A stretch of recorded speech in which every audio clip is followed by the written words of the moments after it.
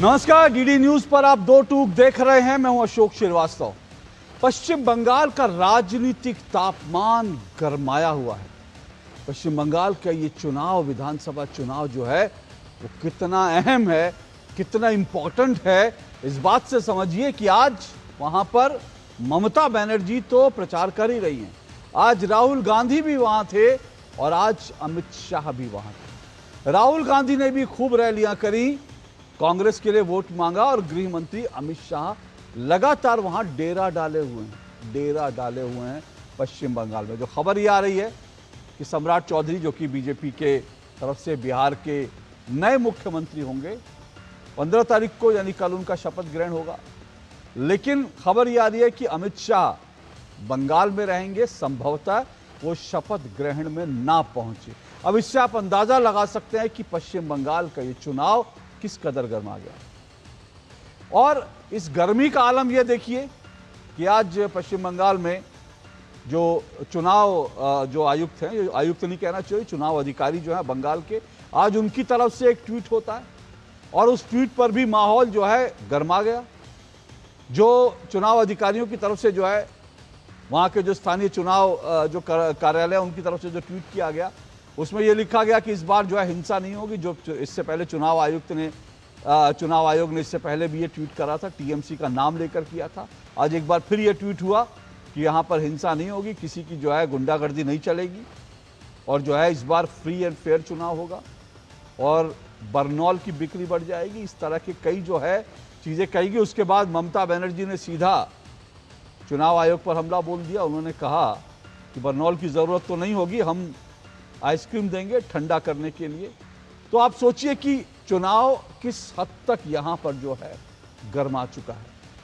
प्रधानमंत्री नरेंद्र मोदी ने आज जो पश्चिम बंगाल में बीजेपी के कार्यकर्ता हैं, आज उनसे उन्होंने जो है वीडियो कॉन्फ्रेंसिंग के जरिए बातचीत की है और प्रधानमंत्री नरेंद्र मोदी ने आज तमाम कार्यकर्ताओं को ये कहा है कि पश्चिम बंगाल में असुरक्षा का माहौल है और गृहमंत्री अमित शाह भी ये कह रहे हैं।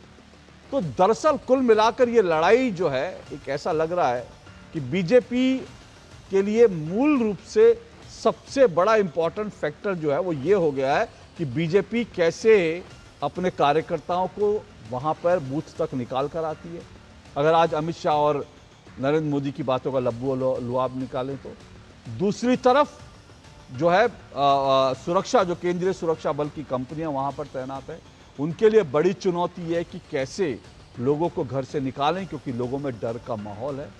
दूसरी तरफ टीएमसी के जो तमाम नेता, स्थानीय नेता जो निकल कर लोगों को धमका रहे हैं, उसके भी प्रमाण सामने आ रहे हैं।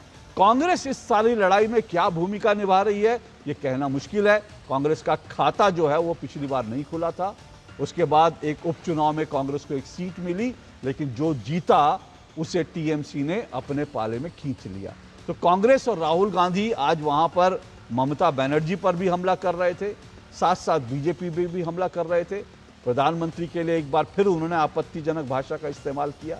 तो वो अपनी जो लाइन और लेंथ है कि प्रधानमंत्री नरेंद्र मोदी को जो है उनके खिलाफ अपशब्द इस्तेमाल करने हैं, उनको लेकर के जो है वो उनके खिलाफ अपमानजनक भाषा का इस्तेमाल करना, अपनी लाइन लेंथ पर राहुल गांधी बने रहे। इस सब का आज विश्लेषण करेंगे और कुछ आपको मैं प्रमाण भी दिखाऊंगा। जो मैं अपनी बातें कह रहा हूं उसके समर्थन में आपको कुछ प्रमाण भी दिखाऊंगा और हमेशा की तरह मेरे पास कुछ रिपोर्ट्स भी हैं, वो रिपोर्ट्स जो आपको आज देखनी चाहिए। उन सब पर चर्चा होगी, सब पर बात होगी, लेकिन उससे पहले जरा आज का जो मेरा शीर्षक है वो भी आपको बता दूं, क्योंकि जैसे मैंने शुरू में ही बताया कि बंगाल में तमाम नेता रैलियां कर रहे हैं। तो आज का मेरा शीर्षक रैलियों का रेला, चालू है खेला। अब ये खेला जो है ये कैसे चल रहा है मैं इसके प्रमाण दूंगा। रैलियों का जो रेला है उसके तो प्रमाण, उसके जो वीडियोज हैं वो आप सब देख रहे हैं, भाषण आप सुन रहे हैं, लेकिन कैसे खेला चालू है वो भी समझिएगा, क्योंकि बंगाल में हार जीत में इस खेला का क्या रोल होगा उसको समझना भी जरूरी है। सुन लेते हैं आज तमाम नेताओं ने आज क्या क्या कहा, वो सुनिए, उसके बाद आज की डिबेट को आगे बढ़ाएंगे।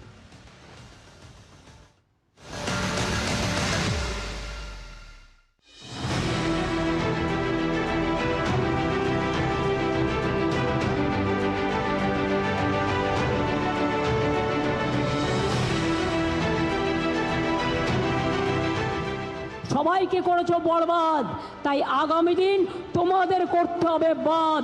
এটা মনে রাখবেন, বিজেপি হটাও আর দেশ বাঁচাও।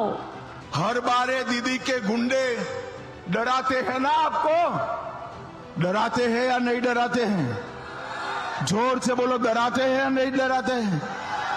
इस बार डरना मत, दीदी लोग गुंडों के सामने हो जाइए, इनका टाइम पूरा हुआ है। इस बार शांतिपूर्ण व्यवस्था से मतदान चुनाव आयोग कराने वाला है।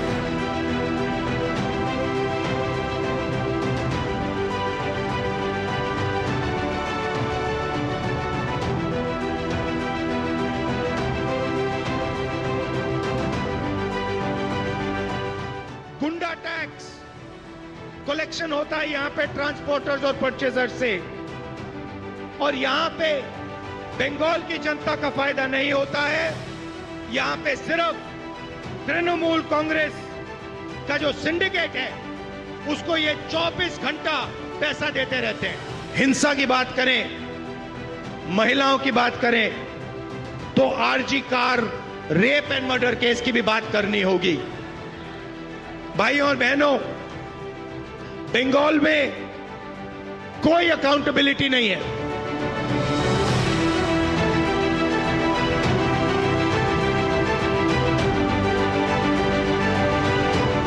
यहाँ चारों तरफ चोर और चोरी है, चोर की भरमार है, और मतलब भ्रष्टाचार की सारे बंगाल में फैले हुए हैं टीएमसी पार्टी की मदद से, और ये सारे गुनहगारों ने सारे बंगाल को तबाह करते जा रहे हैं।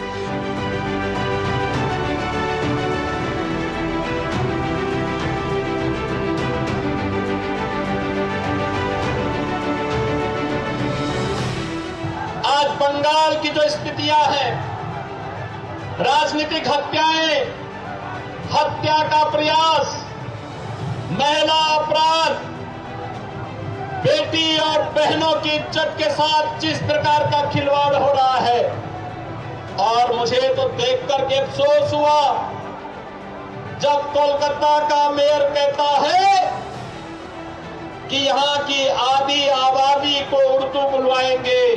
मैं उनको बोलना चाहता हूँ कि यहाँ की जनता उर्दू नहीं, बंगला बोलेगी, बंगला बोलेगी, और कोई भी माई का लाल बंगाल की संस्कृति के साथ खिलवाड़ नहीं कर सकता है। तो चलिए, तो मैंने आपको तमाम बयान सुनवाए, और इससे पहले कि मैं आगे बढ़ूं, मैं अपने मेहमानों से आपका परिचय करवाऊं। जैसे मैंने कहा था, कुछ प्रमाण आपको दिखाऊंगा।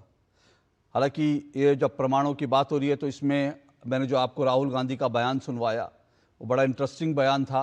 आज पश्चिम बंगाल जाकर उन्हें आरजी कार रेप और मर्डर केस की याद आ गई, बड़ी अच्छी बात है। लेकिन जब ये केस हुआ था, तब प्रियंका गांधी वाड्रा भी चुप थी, और राहुल गांधी से जब किसी ने सवाल किया था, तो राहुल गांधी ने कहा था कि आप मेन मुद्दों से डिस्ट्रैक्ट करने की कोशिश मत करो। आज उनको बंगाल जाकर आरजी कार रेप पीड़िता की याद आई, ये तो अच्छी बात है। लेकिन चलिए, अभी मेहमान मेरे साथ जुड़ चुके हैं, 4 मेहमान परिचय करवा देता हूं। मेरे साथ जो है 4 मेहमान जो जुड़े हैं, केया घोष जुड़ी हैं, बीजेपी की प्रवक्ता हैं केया घोष जी। मेरे साथ मोहम्मद एहतशामुल हक जुड़ चुके हैं। मोहम्मद एहतशामुल हक जो हैं वो राजनीतिक विश्लेषक और टीएमसी के सपोर्टर हैं। मेरे साथ निखिल जैन जुड़े हैं, कांग्रेस के राजनीतिक, मतलब ये कहना चाहिए राजनीतिक विश्लेषक और कांग्रेस के समर्थन में मैदान में उतरे हैं, क्योंकि आज राहुल गांधी भी मैदान में उतरे हैं, तो मुझे लगता है निखिल जैन भी आज बुलंदी के साथ अपनी बात रखेंगे। और स्टूडियो में मेरे साथ वरिष्ठ पत्रकार और संपादक अक्कू श्रीवास्तव जी जुड़े हैं।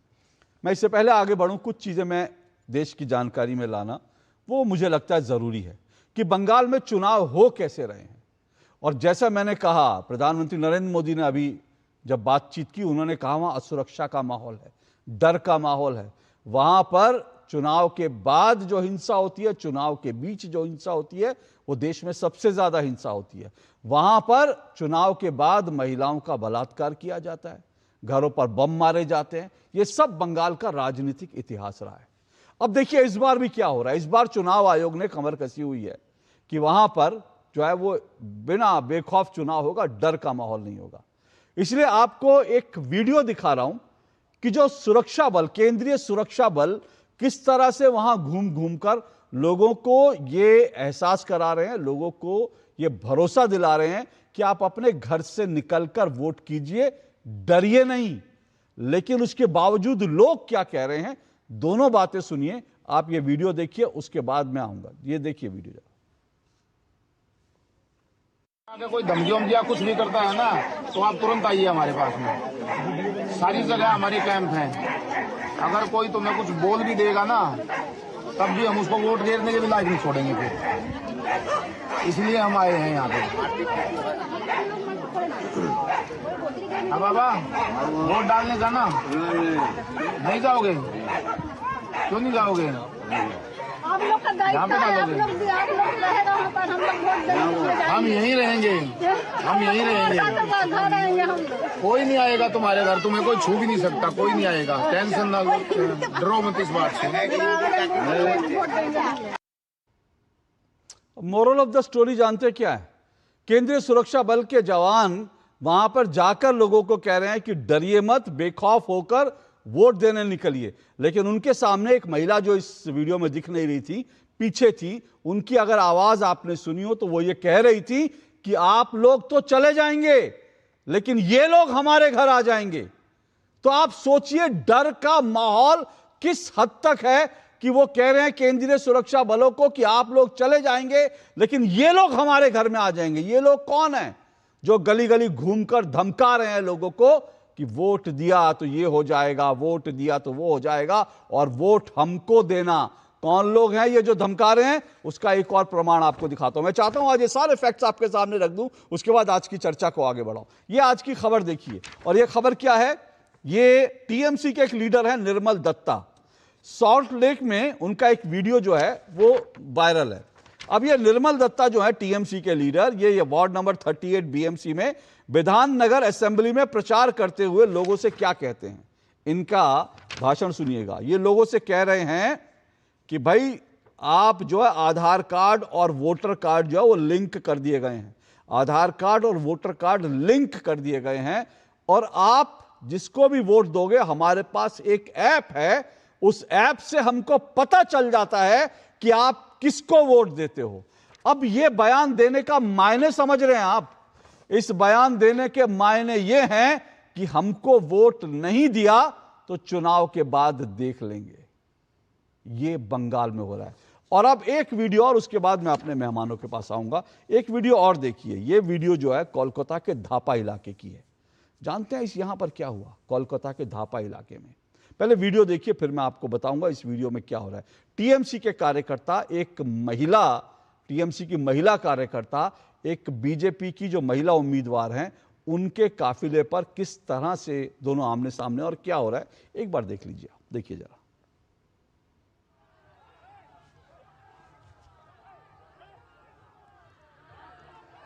या वीडियो देखिए, ये कोलकाता के धापा इलाके का है।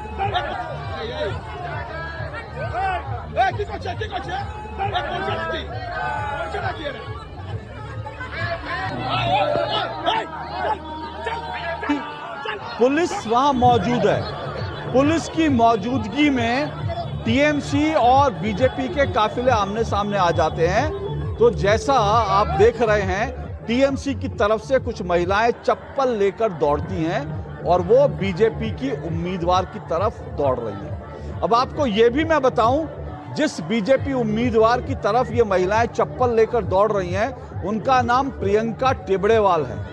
प्रियंका टिबड़ेवाल, ये नाम आपको इसलिए बताना जरूरी है, ये प्रियंका टिबड़ेवाल सिर्फ उम्मीदवार हैं, इतना नहीं, उम्मीदवार तो बहुत लोग हैं, लेकिन ये प्रियंका टिबड़ेवाल वो हैं जिन्होंने 2021 के जो विधानसभा चुनाव हुए थे, उन विधानसभा चुनाव में जिन महिलाओं का चुनाव के बाद बलात्कार किया गया था, पुलिस जिनका केस लिखने के लिए तैयार नहीं थी, प्रियंका टिबड़ेवाल उन तमाम महिलाओं के केस लेकर कोलकाता हाई कोर्ट पहुंची थी, उन महिलाओं को इंसाफ दिलाने के लिए। लेकिन जो महिला महिलाओं को इंसाफ दिलाने के लिए लड़ रही थी, आज टीएमसी की महिला कार्यकर्ता कैसे चप्पल लेकर उसकी तरफ दौड़ रही हैं, ये आपको दिख रहा है कि बंगाल की सिचुएशन क्या है। चलिए डिबेट को शुरू करते हैं। मोहम्मद एहतशामुल हक जी, ये क्या हो रहा है? आपका पास कौन सा ऐसा ऐप है, जरा हमको बताइए, टीएमसी के पास, जिसमें पता चल जाता है कि कौन आदमी किसको वोट देता है?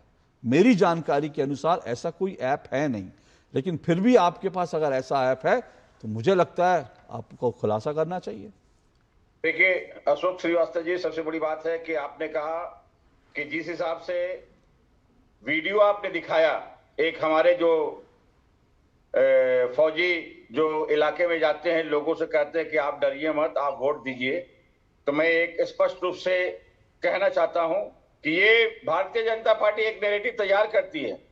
एक बात स्पष्ट रूप से मैं कहना चाहता हूं, नैरेटिव तैयार करते हैं, और ताकि लोगों के सामने में इस तरह की बात आए, केंद्र सरकार और चुनाव आयोग के द्वारा जिस हिसाब से, समझ लिया, हमारे राज्य में जिस हिसाब से SIR के माध्यम से इतने लोगों का नाम कटा है, और ये हमारी सरकार को बदनाम करने की एक कोशिश की जा रही है कि इस तरह का प्रोपेगेंडा, इस तरह का वीडियो बना करके हमारे टीएमसी पर, समझ लिए, एक तरह से एलिगेशन लगाया जा रहा। वो सब भारतीय जनता पार्टी के आदमी है और वो सब भारतीय जनता पार्टी के कार्यकर्ता है। नंबर 1। नंबर 2, आपने कहा कि एक मिनट सर, कौन बीजेपी के कार्यकर्ता उस वीडियो में कौन है, कौन लोग हैं? देखिए वो आम नागरिक, देखिए वीडियो मैं भी बना सकता हूँ। अच्छा, वीडियो मैं भी बना सकता हूँ। ये तो वीडियो में जिन लोगों के साथ सिक्योरिटी फोर्सेस के लोग बात कर रहे हैं, वो सारे बीजेपी के कार्यकर्ता हैं।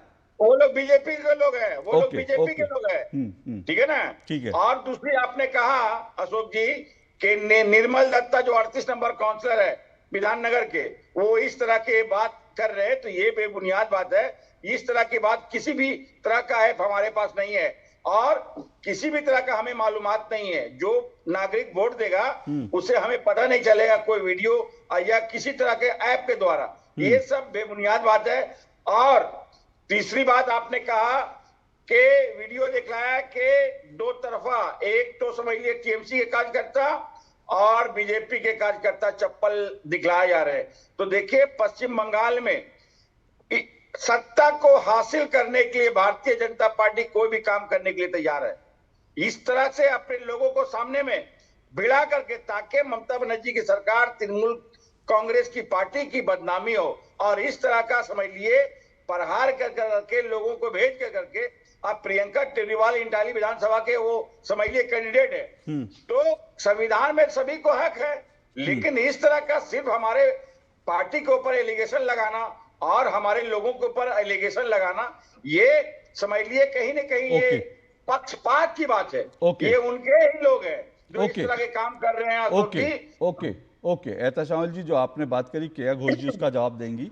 मैं एक दो कमेंट कर देता हूं, फिर केया घोष जी, अगर आप लोगों के पास भी वीडियो है, पहली बात तो वीडियो में जो महिला चप्पल लेकर दौड़ रही है, उसके वो कौन से झंडे लेकर के खड़ी है, उसके पीछे कौन से कार्यकर्ता, वो साफ दिख रहा है। अगर आपको लगता है कि आपके कार्यकर्ताओं पर भी हमला हुआ, तो मुझे लगता है कि आप लोगों को भी वो वीडियो जारी करना चाहिए, एक बात। दूसरी बात, आपने जो ये बात कही ना कि भैया ये जो थे, जो लोग खड़े थे, जो सिक्योरिटी के लोग खड़े थे, केंद्रीय बल के जवान खड़े थे, उनके साथ जो खड़े थे बीजेपी के कार्यकर्ता हैं, तो फिर मैं ये कह रहा हूं, मेरा आपसे आज मैं प्रिडिक्शन करता हूं, अगर वो बीजेपी के कार्यकर्ता हैं तो बंगाल से आपका सुपड़ा साफ है। क्यों? क्योंकि अगर बंगाल का वो गुरबा गरीब जिसके पैरों में चप्पल नहीं है, तन पे कपड़े नहीं है, अगर वो टीएमसी के खिलाफ हो गया, अगर वो बीजेपी का कार्यकर्ता है, क्योंकि आपने वीडियो देखा कितने गरीब लोग, झोपड़पट्टी में रहने वाला गरीब आदमी है वो, बिल्कुल जिसको शायद मतलब कुछ नहीं जिसके पास है, अगर वो टीएमसी के खिलाफ हो गया है सर, और आप कह रहे हैं वो बीजेपी का कार्यकर्ता है, तो आपके लिए खतरे की घंटी बज गई है सर। ये बड़ा स्पष्ट है।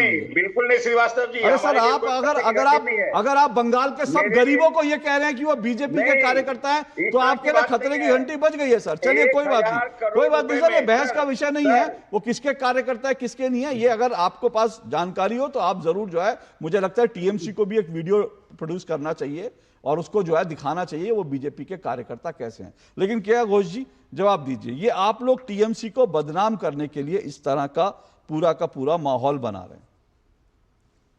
देखिए अशोक जी, अगर आप इजाजत दे तो मैं वो निर्मल दत्ता का वीडियो प्ले कर सकती हूँ। बिल्कुल, आप मेरे ख्याल से आपके पास होगा।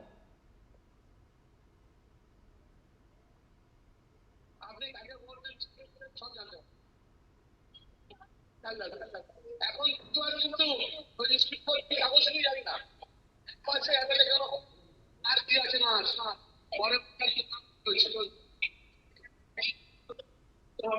देखिए, ये जो निर्मल दत्ता का जो वीडियो ये वायरल हो चुका है, एहतशाम जी तक ये पहुंचा नहीं, बहुत दुखद बात है।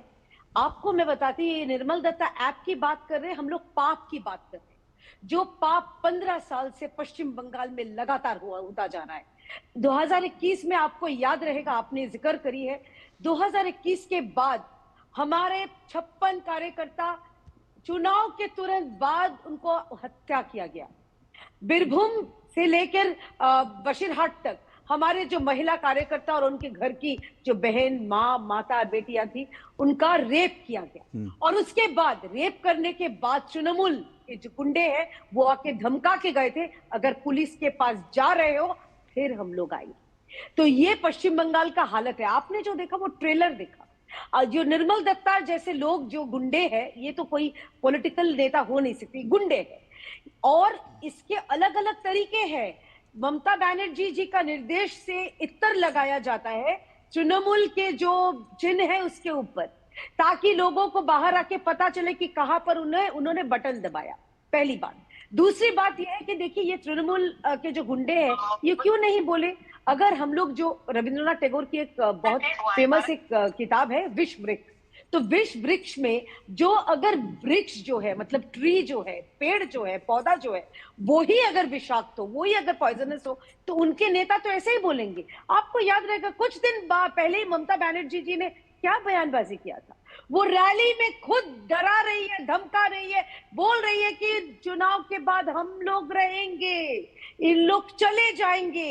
तो ये जो डर के माहौल की बात आप बोल रहे हैं, ये बंगाल के लोग। केया घोष जी, मेरा सवाल देखिए ये है, मैंने तो एक प्रेडिक्शन मैंने एहतशाम जी के लिए करी, लेकिन एक प्रेडिक्शन मैं आपके लिए भी कर रहा हूं, और वो ये कि अगर ये जो वीडियो जिसको बीजेपी के कार्यकर्ता, मैं मानता हूं बीजेपी के कार्यकर्ता नहीं है, लेकिन जो वहां महिला की आवाज आ रही थी और जो महिला कह रही थी केंद्रीय सुरक्षा बल के जवान खड़े हैं, कह रहे हैं डरो मत, उसके बावजूद वो कह रही है कि आप लोग तो चले जाएंगे, ये लोग हमारे घर आ जाएंगे। अगर ये उस महिला का दर्द जो है पूरे बंगाल की महिलाओं का दर्द है, तो आप चुनाव जीतने वाले नहीं हैं, क्योंकि आज भी लोगों में डर का माहौल है, खौफ का माहौल है, लोग वोट देने नहीं निकलना चाहते।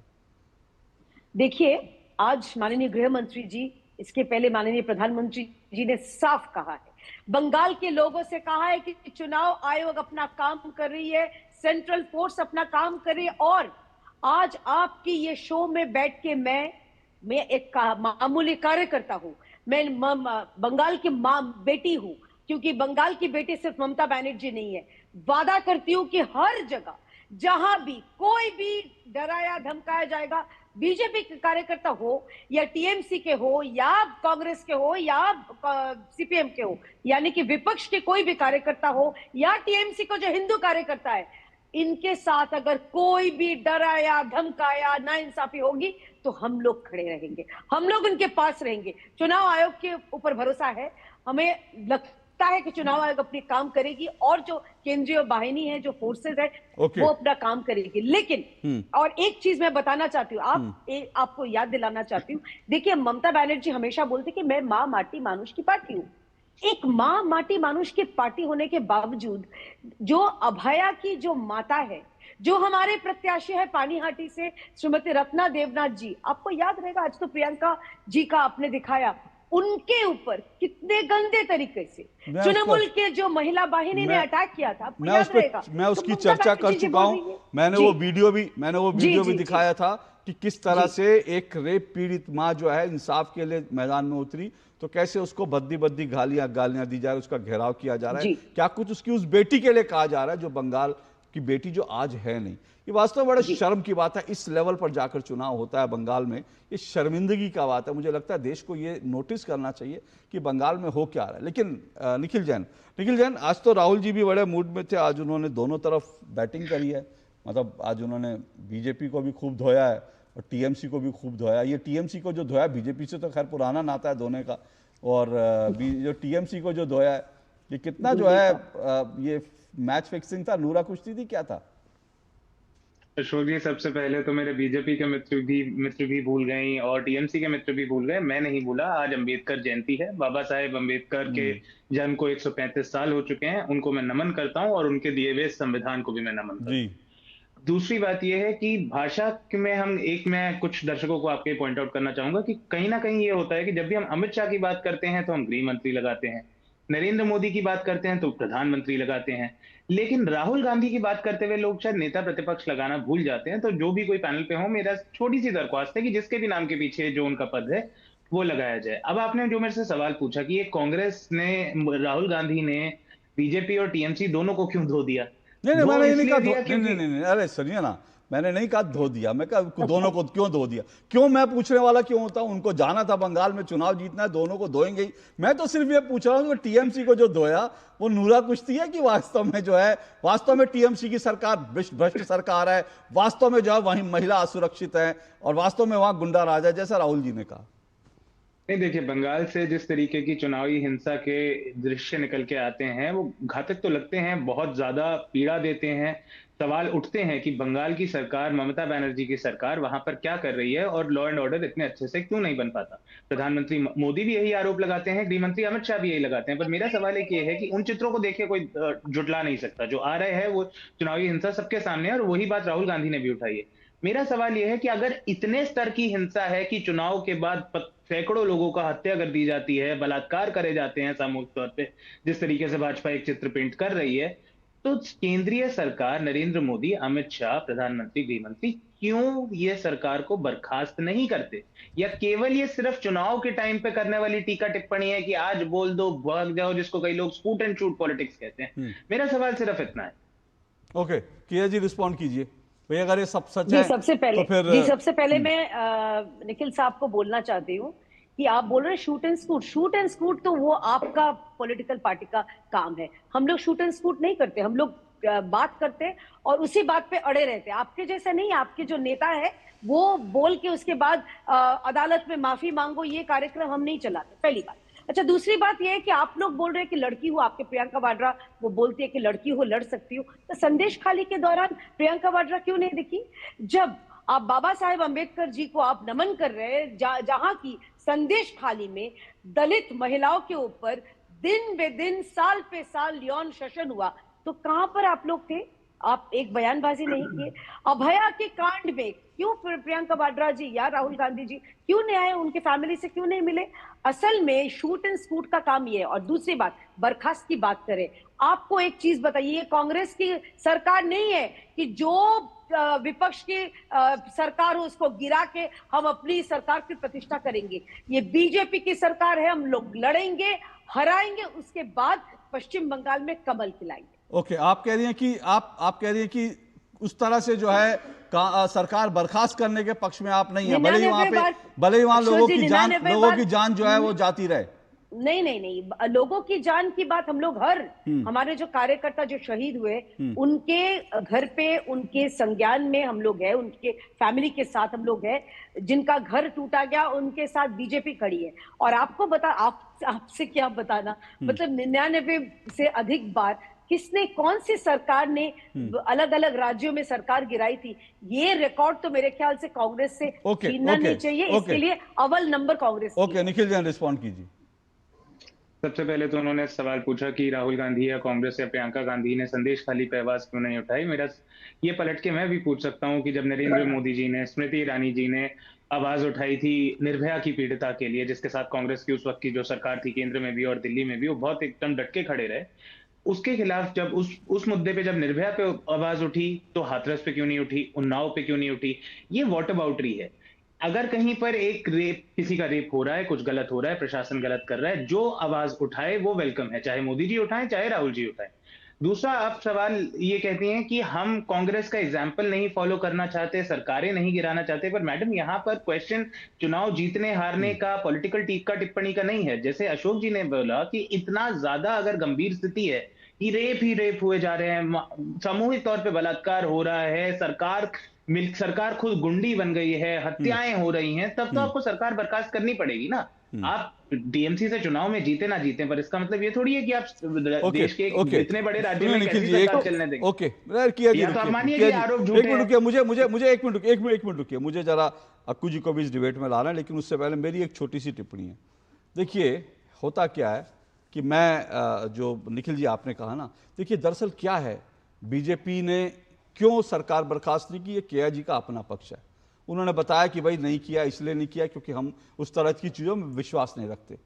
मैं आपको एक कारण और बताता हूं, क्योंकि ममता बनर्जी की सरकार के खिलाफ अगर कोई भी कदम बीजेपी उठा लेती तो कांग्रेस सहित समूचा विपक्ष संसद को ठप कर देता और कहता कि लोकतंत्र खतरे में है, तानाशाही देश में हो रही है। अब आप पूछेंगे मैं ये किस आधार पे कह रहा हूं। देखिए आज तो राहुल गांधी जी ने बड़ा ममता बनर्जी की सरकार के लिए बहुत कुछ कहा कि भैया भ्रष्ट सरकार है, गुंडों की सरकार है, लेकिन जब ममता बनर्जी जीती थी 2021 के चुनाव में और जब पश्चिम बंगाल में उस जीत के बाद बम चल रहे थे, जब पश्चिम बंगाल में महिलाओं का बलात्कार हो रहा था, उस वक्त राहुल गांधी जी ने ममता बनर्जी को बधाई दी थी, ये कहते हुए कि आपको बधाई, आपने बीजेपी को हरा दिया। राहुल गांधी जी की 0 सीट आई थी, लेकिन वो 0 सीट आने पे उन्होंने ये नहीं कहा था, अच्छा मैं यहां पर राहुल गांधी जी को नेता प्रतिपक्ष नहीं कह रहा क्योंकि 2021 का बयान कोट कर रहा हूं, 2021 में वो नेता प्रतिपक्ष नहीं थे, तो कहीं आप कहें कि आपके नेता को सम्मान नहीं दे रहा, तो इसलिए मैं आपकी जानकारी के लिए 2021 का बयान है। तो राहुल गांधी जी ने कहा कि भाई ममता बनर्जी बीजेपी को हरा दिया, उसके लिए आपको बहुत साधुवाद, बहुत बधाई, मेरी 0 सीट आई पर आपको बहुत बधाई। तो भाई इसलिए जो है बीजेपी को लगता है कि पूरा विपक्ष जो आएगा कि भैया संविधान की हत्या, डेमोक्रेसी की हत्या, तो ये भी एक डेमोक्रेसी का पक्ष है। एक मिनट मैं अक्कू जी को ले आऊं, फिर आपको मौका देता हूं। अक्कू जी सवाल मेरा बड़ा सिंपल सा है, इस बार बंगाल में क्या लोग बेखौफ निकलकर वोट कर पाएंगे? क्योंकि मेरा मानना यह है हार जीत तो जो राजनीतिक पार्टियां वो सब चलती रहती है, लेकिन आज मुझे लगता है बंगाल के चुनाव का सबसे बड़ा सवाल यह है कि लोग बिना डर के निकल के, बिना खौफ के निकल के वोट कर पाएंगे। देखिए अशोक जी, सबसे पहले तो मैं एक सेंटेंस पहले जोड़ देता हूं कि 21 में राहुल गांधी ने बधाई इसलिए दी कि उनकी आस 24 थी कि 24 में भैया हमारा कुछ रास्ता बन जाए तो शायद दीदी के साथ में कुछ हो जाए, जबकि खैर वो बात आई गई हो गई। जहाँ तक पश्चिम बंगाल की सवाल है, पश्चिम बंगाल के साथ एक ये दुर्भाग्य हो गया और ये मुझे कहते हुए बहुत खेद हो रहा है कि वहाँ की अब जड़ों में हिंसा हो गई है। यही काम मार्क्सवादी पार्टी या जब कम्युनिस्ट पार्टी की सरकार हुआ करती थी होता था, और बाद में ममता दीदी के आने के बाद तो और उससे 10 गुना चीज़ें गुंडई बढ़ गई है और डर बहुत बढ़ा दिया गया है।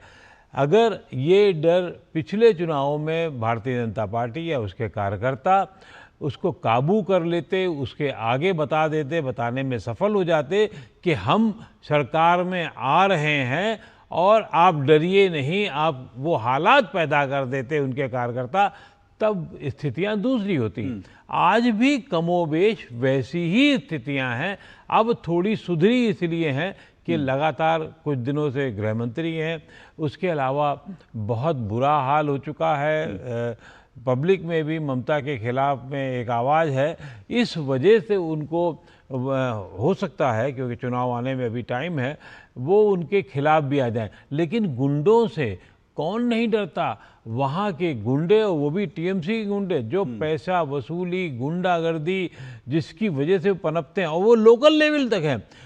देश में किसी भी राज्य में इस तरीके की पैसे की उगाही नहीं होती है जैसी कि पश्चिम बंगाल में होती है। आपको एक मकान बनवाना है तो एक लोकल पार्षद के हिसाब से जो टीएमसी का है वो 24 घंटे में वो काम करा सकता है, लेकिन वसूली वो ज़्यादा करेगा, 20% मकान की लागत बढ़ा देगा। ये जो प्रक्रिया है, इससे ममता ने इतना जोड़ रखा है, जो फेविकोल थे वो फेविकोल जो है उनको उग्र बनाता है। अब उसको काउंटर करने का काम, और काउंटर करके इस तरीके से आगे बढ़ाने का, आखिर क्या वजह है कि पिछले चुनावों में जब 2 सांसद जीतने के बाद वो ममता के शरण में चले गए थे, 21 के चुनाव में जैसे ही आया था, क्यों चले गए थे? इसी वजह से कि भाई दीदी माफ करो हम तुम्हारे पास आ जाते हैं, सांसदी छोड़ करके। तो वो बहुत बुरा, गंदा और लोकतंत्र के लिए तमाचे वाला माहौल है।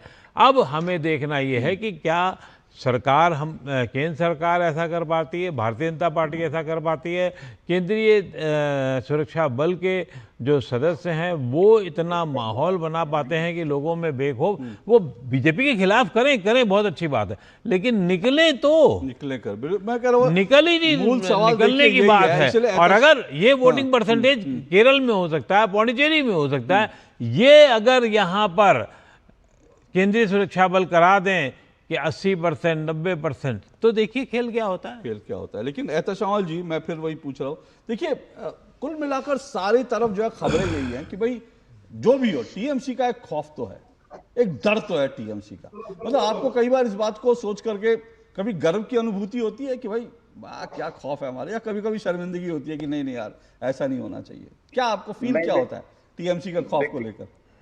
अशोक जी, सबसे बड़ी बात क्या है, इस तरह से हमारे पार्टी के एजेंट्स में नैरेटिव तैयार कर बदनाम करने की कोशिश की जाती है। देखिए किस जगह, किस सरकार में इस तरह का, समझ लिए हमारी सिर्फ पार्टी को बदनाम करने की, आज उत्तर प्रदेश में देखिए बहुत सारा समझ लिए दुर्नीति का काम होता है। आज दिल्ली में देख लिए, राजस्थान में देख लिए, महाराष्ट्र में देख लिए, जहां जहां डबल इंजन की सरकार है। लेकिन हमारे पश्चिम बंगाल में इनकी नजर 2021 से है, इनका सपना है। अभी केया दी हमारी बहन बोल रही थी कि हम सरकार बना रहे हैं और हम लोगों के पीछे खड़े हैं। तो आप क्यों नहीं, हमारे केया दी से मैं अनुरोध करूंगा कि इतना बड़ा मामला हाथरस हुआ, इतना बड़ा मामला उन्नाव हुआ, इतना बड़ा मामला समझ लिए कि मणिपुर में जो निवस्त्र घुमा गया, तो हमारे 800 दिन हमारे प्रधानमंत्री जी वहां नहीं पहुंचे थे। तो ये सब में आना चाहिए, ये टीवी से बैठने से नहीं होगा। इस तरह की बात करके टीएमसी सरकार बनाने से, बदनाम करने से कोई फायदा नहीं किया थी। चौथी बार हम लोग सरकार बना रहे हैं, इसलिए आप लोग जुमला करते हैं और हम लोग समझ लिए डेवलपमेंट करते। 94 योजना आपने कहा कि पश्चिम बंगाल के माताओं को 2500 रुपये मिलेगा, लेकिन हम 1500 पिछले 5 साल से कंटिन्यू दे रहे हैं। हमने 15 लाख के जैसा सुनिए ना सर, एहतशामुल जी सुनिए ना सर, सुनिए सर, एहतशामुल जी एक मिनट मेरी बात सुनिए ना। अपनी जो है देखिए, दो चीजें मत करिए। एक तो यह है कि यहाँ पे चुनाव घोषणा पत्र, मैं चाहता हूँ कि कोई भी कि हम तो ये दे रहे हैं, फिर सब लोग अपना घोषणा पत्र पढ़ने लगेंगे तो मेरा प्रोग्राम घोषणा पत्र में निकल जाए। एक मिनट मेरी बात सुनिए ना। और दूसरा मेरा आपसे निवेदन है, प्लीज ये मत बोलिएगा कि बंगाल का बड़ा विकास कर दिया। मेरे पास ना बंगाल के विकास के सारा डेटा है, मतलब उसमें मत जाइएगा, मैं आज जाना नहीं चाहता। अगर आप जाना चाहेंगे तो मैं आपको दिखाऊंगा कि बंगाल कैसे कैसे उड़ीसा से भी नीचे चला गया, उड़ीसा जैसे राज्य से नीचे चला गया, उत्तर प्रदेश जैसे राज्य से कहां बंगाल। और आपकी एक मिनट आपकी जो सांसद हैं, मतलब मुझे तो हैरानी होती है। मैंने कहा कई बार, मुझे टीएमसी के सांसदों के ज्ञान पर कई बार मुझे हैरानी होती है कि इतना ज्ञान कहां से लाते हैं। आई एम श्योर पश्चिम बंगाल के स्कूलों में यह ज्ञान नहीं मिलता, क्योंकि पश्चिम बंगाल के स्कूल जो बड़े हाई स्टैंडर्ड हैं। लेकिन उसके बावजूद देखिए कि एक महुआ मोइत्रा जी कह रही हैं कि बंगाल तो कभी मैन्युफैक्चरिंग का हब ही नहीं था।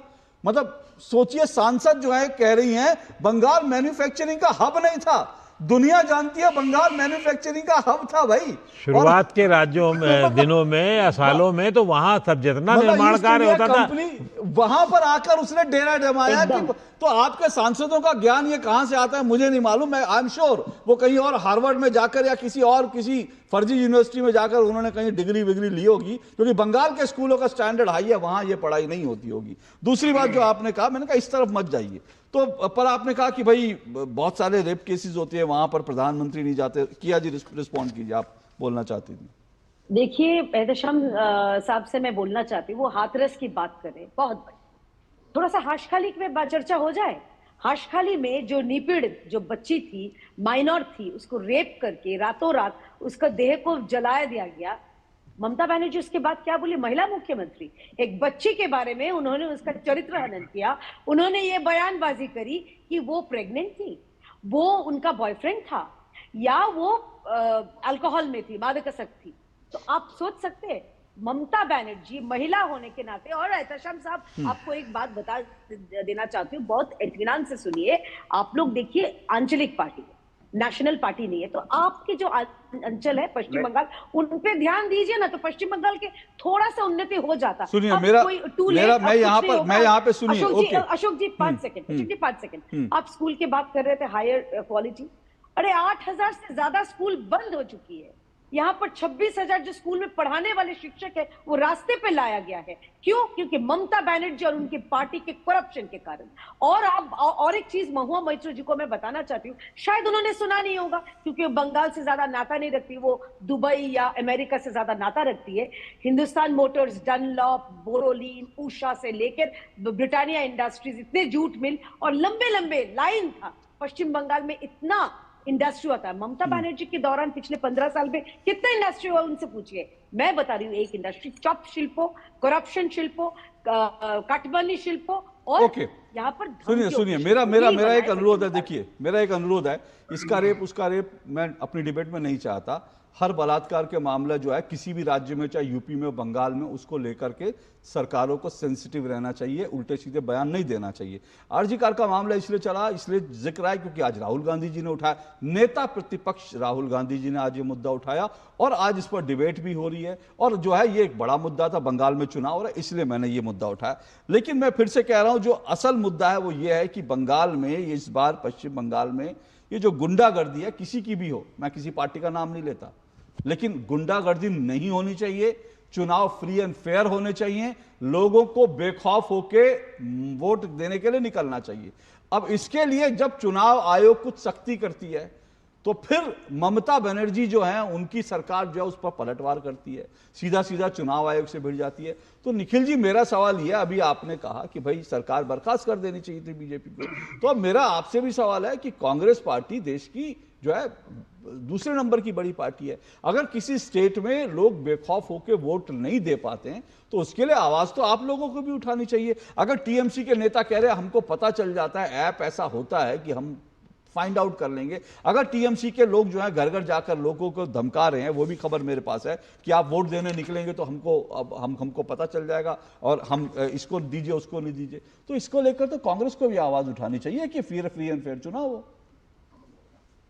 अशोक जी देखिए, टीएमसी के नेता जगह जगह गुंडागर्दी करते हुए लोगों को धमकाते हुए पाए जाते हैं, इसमें मेरा कोई द्वेष नहीं है, देश जानता है, बहुत सारी खबरें ऐसी आ चुकी हैं।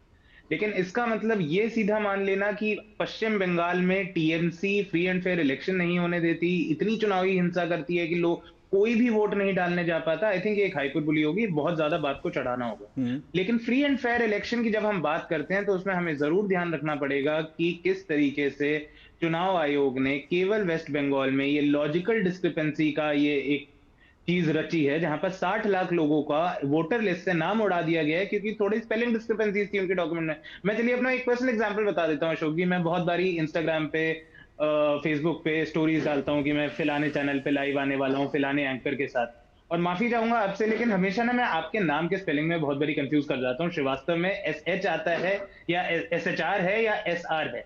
अब अगर ऐसी ही कोई, अगर मैं कोई सरकारी मुलाजिम होता, आपका कोई आईडी बनाया होता, गलती से हरकत कर दी होती और आप बंगाल के वोटर होते, चुनाव आयोग ने आपका नाम काट दिया होता, क्योंकि अगर स्पेलिंग में एक में श्रीवास्तव SHR है और एक में SRI है, चुनाव आयोग ने नाम काट देना है। ऐसी चीजों को लेके आप नाम काट रहे हैं। रिपोर्ट के दर रिपोर्ट ये आ रही है कि किस तरीके से जिन समुदायों के नाम कट रहे हैं वो समुदाय ऐसे हैं जो भाजपा को वोट नहीं देते, डिस्प्रपोर्शनेट तौर पे ऐसे समुदाय के नाम कट रहे हैं। तो फ्री एंड फेयर इलेक्शन का तो एक बहुत निखिल जी आज आपने बड़ा अच्छा किया और मैं भी एक बार कर देता हूं, आज बाबा साहब का जन्मदिन है, तो देश को संविधान जो बनाने वाले, संविधान के नेतृत्व में, उनको हमको प्रणाम करना चाहिए। लेकिन सर आपने तो सबसे पहले प्रणाम किया संविधान को, आपने संविधान की कॉपी भी दिखाई। मेरा आपसे निवेदन है, संविधान में ही लिखा है सुप्रीम कोर्ट देश की सर्वोच्च जो है वो इंसाफ करने वाली संस्था है।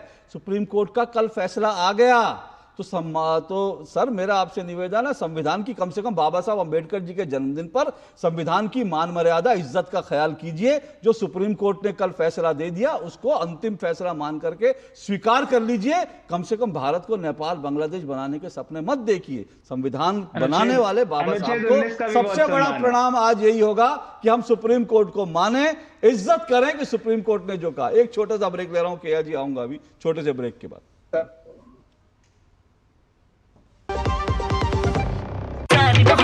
बाजी खुशियों दी तुम्बी बाजी हर स्वाद दिले चटकारे नचते ने सारे बाजी बैसाखी दी बधाइयां अज के जश्न मनावांगे बैसाखी दी लख लख बधाइयां।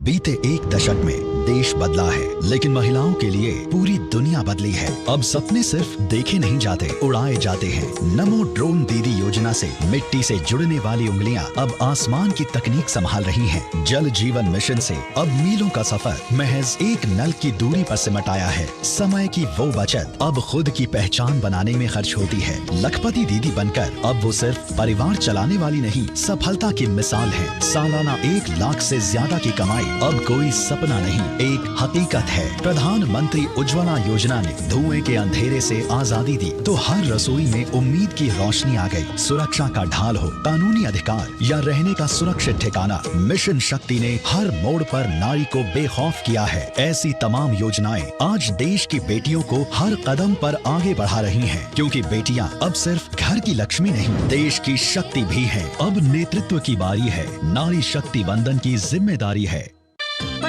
खेलता है झूलता उछलता है दौड़ता कभी कभी दौड़ कराता है आगे आगे बढ़ता है इंडिया अमूल दूध पीता है इंडिया। एक प्रकार से पीएम जय अब गरीबों की जय बन गई है। देश हो रहा है आयुष्मान, मुफ्त उपचार मिल रहा, अब कोई लाचार ना रहा, जन जन का हो रहा कल्याण। गरीबों की शान ये है स्वास्थ्य का वरदान। आयुष्मान आयुष्मान देश हो रहा आयुष्मान। आयुष्मान भारत प्रधानमंत्री जन आरोग्य योजना के तहत करोड़ों लोग बने हैं 5 लाख रुपए के मुफ्त इलाज के हकदार। तो आप भी आज ही आयुष्मान ऐप डाउनलोड करें और आयुष्मान कार्ड बनाएं। अधिक जानकारी के लिए 14555 पर कॉल करें। गोल्डी छोले मसाले जहाँ जाएं रिश्ते बनाएं। गोल्डी लाए हैं फ्रेश लॉक टेक्नोलॉजी जो रखे मसालों को हर समय फ्रेश। चलिए दो टुक आप देख रहे हैं, दो टुक में हम चर्चा बंगाल की कर रहे हैं। पश्चिम बंगाल की रैलियों का रेला पर चालू है खेला, क्योंकि रैलियों का रेला तो वहाँ तमाम बड़े नेता जाकर वहाँ प्रचार कर रहे हैं, लेकिन खेला भी चालू है कि कैसे वोटर्स को डराया जाए, धमकाया जाए, कैसे जो है ये सब चुनाव को प्रभावित किया जाए। इसी को लेकर चर्चा कर रहे हैं। 4 मेहमान मेरे साथ जुड़े हैं। केया घोष बीजेपी से, एहतशामुल हक मेरे साथ जुड़े हुए हैं और निखिल जैन जुड़े हुए हैं, अक्कू श्रीवास्तव मेरे साथ स्टूडियो में है। मैं इससे पहले कि आगे बढ़ूँ, निखिल जी एक बात पर रिस्पॉन्ड करके मैं अक्कू जी आपके पास आता हूँ। देखिए जो आपने कहा निखिल जी बिल्कुल ठीक बात है कि ऐसा नहीं होता कि सारे वोट रिग कर दिए जाते हैं, सारे वोट रिग नहीं होते, लेकिन जो हार जीत होती है सीटों पर अगर आप देखेंगे तो बहुत सारी सीटों पर 5,000, 10,000, 15,000, तो 5, 10,000, 15,000 वोट से जब आप गड़बड़ कर लेते हैं ना, तो वहाँ पर कई बार सीटें बदल जाती है, विधानसभा की वो संख्या बदल जाती है, विधानसभा की तस्वीर बदल जाती है।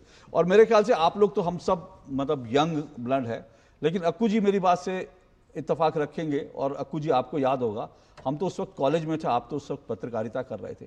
मुझे अच्छी तरह से याद है कि साइंटिफिक रिगिंग शब्द जो है पश्चिम बंगाल से आया था, कि वहां पर साइंटिफिक रिगिंग होती है। यह शब्द दुनिया में कहीं नहीं होता, पश्चिम बंगाल में होता है। पहले वामपंथी करते थे, अब यही साइंटिफिक रिगिंग जो है टीएमसी करती है। इस साइंटिफिक रिगिंग में कैसे वोटर्स की पहले लिस्ट मैनेज करनी है, फिर वोटिंग वाले दिन कैसे मैनेज करना है, कैसे जो है अगर कहीं पर लग रहा है कि वहां हमारा वोटर नहीं है वहां बम फोड़ दो ताकि लोग घर से ना निकले, कैसे फर्जी वोट, ये सब साइंटिफिक रिगिंग का एक पार्ट था। तो साइंटिफिक रिगिंग से एक एक सीट पर अगर आपने 10-10, 15-15 हजार वोट प्रभावित कर दिए तो पूरी विधानसभा की तस्वीर बदल जाती है। अक्कू जी बिल्कुल सही कह रहे हैं। ये साइंटिफिक रिगिंग जो है वो पश्चिम बंगाल से शुरू हुई थी, और पश्चिम बंगाल में जब वामपंथियों की सत्ता आई थी उसी दौर से इसका एक विस्तार बड़ा शुरू हुआ, और बहुत माइन्यूट इनका काम होता था। एक एक वोटर पे होता था, एक एक घर पे होता था, एक एक मोहल्ले पर होता था, और जहां उनके खिलाफ के वोट हुआ करते थे, जहां उनके विरोधी वोट हुआ करते थे, वहां वो बिल्कुल केंद्रित करते थे, और वहां कोशिश होती थी कि ज़्यादा से ज़्यादा कार्यकर्ता उनके वहां रहें ताकि वो जो उनके विरोधी वोट है वो ना निकलने पाए। बाद में और पार्टियों ने भी जब सरकार आई तो ममता दीदी ने भी इस मामले में बहुत, क्योंकि उसी की जड़ थे और उन्हीं के ज़्यादातर वोटर को लेकर के उन्हीं के कार्यकर्ताओं को लेकर वो आगे बढ़ी, वहाँ भी उन्होंने भी उससे भी और आगे किया। उन्होंने तो उसके लिए व्यवस्था ये तक की कि वो जो कार्यकर्ता थे उनकी आय का एक नियमित साधन बनाया ताकि वो उनके साथ बहुत कायदे से जुड़े रहें, और वो साधन के तरीके एक उदाहरण मैंने दिया ही था। उसके अलावा वहाँ जाम जो बाज़ार हैं उन पे कब्जा। आज आप कोलकाता के सेंट्रल बाज़ार उसके पास में चले जाइए तो जो आज से 20 साल पहले जब मैं वहाँ था तब की स्थिति और आज ऐसा लगता है कि वो घुटन का केंद्र बना दिया गया है वहाँ। तो जितनी वसूली होती है और खुलेआम होती है वो शायद मुझे तो नहीं लगता कई जगह होती, बाकी जगह भी होती, लेकिन उतनी ज़्यादा होती है। हाँ, तो वो कार्यकर्ताओं को उन्होंने बना दिया वहाँ ऐसा, और उस कार्यकर्ताओं की वजह से वो उससे जुड़े हुए हैं और वहाँ उनको काट पाना शायद इसीलिए उतना मुश्किल हो रहा है, चाहे वो कोई भी पार्टी हो। अब राहुल गांधी जो नेता प्रतिपक्ष भी हैं इस समय, वो उसको कितना काटने की कोशिश कर रहे हैं, वो दिखावटी ज़्यादा हो रहा है मामला अभी। और आज भी भाषण में आप कह रहे हैं कि उन्होंने ममता दीदी पर हमला किया, लेकिन वो हमला बड़ा प्यार से उन्होंने किया। ममता दीदी पर कम हमला किया। अच्छा, एक बड़ा इंटरेस्टिंग वो चल रहा है निखिल जी, मैं निखिल जी किया जी आता हूँ। एक बड़ा इंटरेस्टिंग वीडियो चल रहा है। एक रैली के अंदर नेता प्रतिपक्ष राहुल गांधी जी ममता जी के लिए बोलते हैं ममता, फिर उसके बाद रुक जाते हैं, फिर रुक के ममता जी बोलते हैं। अच्छी बात है, ममता जी बोलना चाहिए, लेकिन प्रधानमंत्री जी के लिए जी शब्द नहीं निकला। नरेंद्र मोदी मेरे से डरता है, नरेंद्र मेरे से डरता है, मोदी मेरे से आंख नहीं मिलाता है। तो सर निखिल जैन जी, आप अपने नेता के लिए इज्जत चाहते हैं तो इज्जत दूसरों को भी देनी पड़ती है सर, बोलिए। अशोक जी, भाषा में बहुत बार ऐसा होता है, कभी मैं खुद नरेंद्र मोदी बोलता हूँ, कभी मोदी जी बोलता हूँ, कभी प्रधानमंत्री नरेंद्र मोदी बोलता हूँ। आपका ट्रैक रिकॉर्ड सही है, मैं आपके नेता प्रतिपक्ष जी की बात कर रहा हूँ। बहुत अच्छा ही है, राहुल गांधी देश के नेता प्रतिपक्ष है, मेरे से तो बेहतर ट्रैक रिकॉर्ड ही उनका होगा। उनका ट्रैक रिकॉर्ड नहीं है सर, कभी सरेंडर नरेंद्र बोलते हैं, कभी प्रधानमंत्री बोलते हैं, वो भी अलग अलग नामों से नवाजते हैं लोगों को। ममता दीदी को कभी दीदी कहते हैं, कभी ममता जी कहते हैं। ममता बनर्जी मुख्यमंत्री पश्चिम बंगाल की। देखिए, मुझे लगता है कि भाषणों में नेतागण जो हैं वो ड्रामेटिक इफेक्ट्स तो डालेंगे। अब मोदी जी कितनी बारी राहुल गांधी को शहजादा कहते हैं, मुझे तो नहीं पता वो कैसे शहजादा है, मेरे को तो नहीं पता कि वो कौन से राज परिवार से आते हैं, पर मोदी जी कहते हैं। फिगर ऑफ स्पीच है, ठीक है। तो इसमें मुझे नहीं लगता हमें इतना ध्यान देना चाहिए। मुद्दे सिर्फ इतने हैं कि नहीं, ध्यान इस पे देना चाहिए जो अक्कू जी ने कहा ये दिखावटी ज्यादा है। ये देखिए, उनका ऐसा मानना है, लेकिन देखिए किसी भी राज्य में चुनाव होगा तो जो वहां की सत्ताधारी पार्टी है उस पे तो जवाब और सवाल उठेंगे, और राहुल गांधी वो उठा रहे हैं। लेकिन हमें ये नहीं भूलना चाहिए, और मैं एक प्रैग्मेटिक बात कर रहा हूं आपके दर्शकों के लिए, प्रैक्टिकल बात कर रहा हूं, कि राहुल गांधी देश के नेता प्रतिपक्ष हैं। मुख्य तौर से उनकी जो लड़ाई है वो बीजेपी से है, और उसमें कुछ गलत भी नहीं है। बीजेपी की, प्रधानमंत्री मोदी की मुख्य तौर पे लड़ाई कांग्रेस से और राहुल जी से है, और राहुल जी की मुख्य तौर पे बीजेपी से और नरेंद्र मोदी जी से है, और उसमें कोई गलत मैं नहीं मानता। ममता दीदी अब जो है चैलेंज कर रही है राहुल जी को कि इस बार चुनाव हो जाने दो, उसके बाद मैं देखती हूँ कैसे तुम क्या रहते हो। नहीं, मैं एक बात और कहता हूँ, सुनिए ना निखिल जी, के जी आ रहा हूँ, के जी 1 मिनट आ रहा है। एक बात और कहता हूँ निखिल जी, आपकी एक बात से मैं सहमत नहीं हूँ। आपने कहा कि मोदी जी की लड़ाई राहुल जी से है। राहुल जी की लड़ाई मोदी जी से जरूर है, लेकिन मोदी जी जब बंगाल जाते हैं तो उनकी लड़ाई वहां राहुल जी से नहीं होती। राहुल जी तो 0 सन्नाटा है। जब यूपी में राहुल जी जाए, जब मोदी जी जाएंगे, अमित शाह जाएंगे, तो उनकी लड़ाई राहुल जी से नहीं होगी, वहां पे अखिलेश यादव से होगी। तो भाई साहब, 16 राज्यों में बीजेपी आ चुके हैं, आपके मेरे ख्याल से 16 में से 10 राज्यों में नील बेटा सन्नाटा होगा, तो वहां राहुल गांधी जी कहीं नहीं है। वो ये बात भी ध्यान रखिए, तो हर जगह राहुल जी से लड़ाई नहीं होती है। क्या जी रिस्पॉन्ड करें। देखिए, शुरू में अशोक जी आपने एक बात छेड़ी थी, निखिल जी शायद वो गौर नहीं किए थे, मैं उनको याद दिलाना चाहती। तो आपने पूछा था कि ये गॉटअप मैच है क्या? हम लोग इसको सेटिंग कहते हैं पश्चिम बंगाल में। देखिए, 100% गॉटअप मैच है। आप तो राहुल जी की बात करें, इतने बड़े लेवल पे बात कर रहे हैं, मैं तो ये स्टूडियो में ये जो डिबेट चल रहा है इसी पे बात करना चाहती हूँ। देखिए निखिल जी, जब वो शुरू से वो एक बार भी तृणमूल के लिए वो खराब शब्द इस्तेमाल नहीं किए, वो बार बार लगातार वो भारतीय जनता पार्टी को आक्रमण किए जा रहे हैं। और दूसरी बात है, एक चीज जो post pole violence, it is a reality. लेकिन निखिल जी, हमेशा ये हुआ होगा, हो सकता है ऐसा हुआ, मैं उनको याद दिलाना चाहती हूँ, आपको शायद याद नहीं है, फूलचंद शेख, ये नाम याद करके रखिएगा, आपका काम आएगा। 2023 में जब पंचायत के चुनाव हुआ था, तब फूलचंद शेख कांग्रेस के कार्यकर्ता थे, उनको मार दिया किसने? तृणमूल कांग्रेस ने। लेकिन राहुल गांधी उसके बाद भी शमशेरगंज आए थे 2024 में, लेकिन उनके कार्यकर्ताओं के, जिनके मृतक के परिवार, उनसे मिलना वो नहीं समझे, क्योंकि वो जो सेटिंग इंडी जो दोस्ती है, ये दोस्ती हम नहीं तोड़ेंगे, वो शोले का जो गाना है, वही गाना का जो लफ्ज, वो उसका धर्म मानते हुए, पालन करते हुए वो ये किए थे। अपने कार्यकर्ताओं के पास साथ जो खड़े नहीं होते, आपको क्या लगता है वो खड़े होंगे पश्चिम बंगाल की जनता के पास? और अंत में सिर्फ एक चीज मैं आपका 1 सेकंड में समय लेना चाहती हूँ। देखिए, मोदी जी को बहुत से नाम से राहुल जी पुकारते हैं, लेकिन कोई अगर किसी को पप्पू बोल दे तो इनको क्यों गुस्सा आता है मुझे मालूम नहीं है। अब पप्पू कौन है मैं नहीं जानती। चलिए, वो मेरा विषय भी नहीं है। मुझे लगता है कोई भी नेता हो, देश का सबको सबका सम्मान करना चाहिए। मैं एक ही बात कह रहा हूँ, छोड़ दीजिए, मैं आज ये मेरा विषय नहीं है, लेकिन मैं कुल मिला के कह रहा हूँ, देखिए बंगाल के संदर्भ में सबसे इंपॉर्टेंट बात यही है, क्या इस बार लोग वहां बेखौफ होकर वोट डाल पाएंगे। कोशिशें जारी हैं दोनों तरफ से। अगर चुनाव आयोग कोशिश कर रहा है तो निष्पक्ष मतदान हो जाए, तो दूसरी तरफ लोगों को डराने धमकाने की कोशिशें भी लगातार जारी हैं, जो बंद होनी चाहिए। आज के लिए इतना ही। बहुत बहुत शुक्रिया सभी मेहमानों का। कल आपसे मुलाकात होगी। इजाजत दीजिए। नमस्कार।